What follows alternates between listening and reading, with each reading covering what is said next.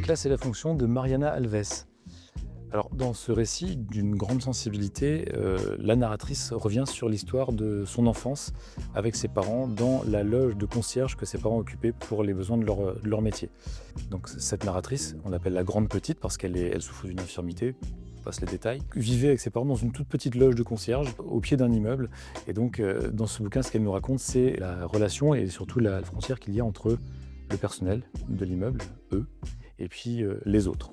Par exemple, la grande petite est scolarisée, et d'ailleurs elle réussit très très bien à l'école, elle est très douée, mais elle est dans une école pour les gens comme elle, c'est-à-dire les enfants de concierge, les enfants du personnel. La frontière, elle est marquée par le fait que la loge du concierge, c'est immédiatement quand on rentre dans l'immeuble, mais avant d'accéder à la partie des autres, il faut encore passer la grande porte de bois. Voilà. Donc il y a vraiment deux mondes qui cohabitent dans l'immeuble.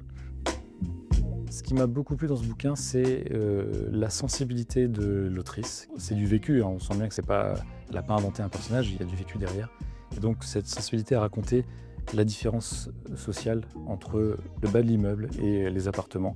Ce qui m'a plu, c'est la brièveté du bouquin, il est très très court, donc elle ne nous en fait pas des tartines, c'est vraiment, on va au but, on raconte objectivement quelque chose, et c'est hyper touchant. En fait, c'est pas qu'il se rapproche, c'est qu'il est tout ce que je cherche quand je cherche un bouquin pour la sélection du prix Louis You.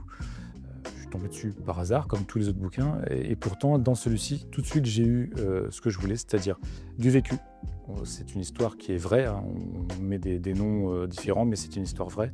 Alors, qui s'inscrit dans l'histoire, oui, là c'est les années 80, donc on n'est pas dans du contemporain. Et puis, surtout, une considération sociale, mais sans pathos. C'est-à-dire qu'on ne se plaint pas de cette condition, mais par contre avec beaucoup de bienveillance. Ce qu'elle n'aimait pas, c'était les autres. Les autres frappaient tout le temps, à la fenêtre, à la porte, pour récupérer le courrier, les clés, dire qu'il y avait une fuite, que l'ascenseur ne fonctionnait pas, qu'une ampoule avait fondu, dire d'appeler le plombier, l'électricien, le dératiseur, rappeler 10 minutes après pour demander pourquoi le plombier n'est pas encore passé. Il frappait tôt le matin, pendant le petit déjeuner. Il frappait l'après-midi, pendant l'heure de repos. Il frappait tard le soir. Il frappait parfois même pendant la nuit.